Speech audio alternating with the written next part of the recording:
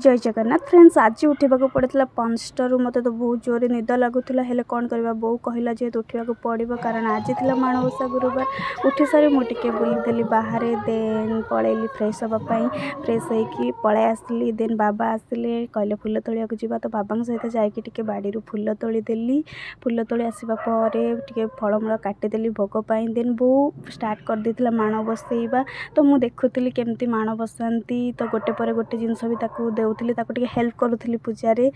तापर आमर पूजा स्टार्ट हो जाइथिला तो पूजा स्टार्ट होगा पर मु पलैथी लंच बनैबाई। लंच रे आज होइथिला बैगण भर्ता एंड बीन्स आलू भजा। आज तो बहुत भल लगुला जेहेतु पूजा अच्छी तो भल लगे तापर बहुत सारा पिठा भी होइथिला। तो ये भाव में गुरुवार पलैला दिन राति मु बन देथिली डिनर पाई सोयाबीन तरकारी एंड रुटी। नेक्स्ट देखा गोटे ब्लॉग रे। जय जगन्नाथ।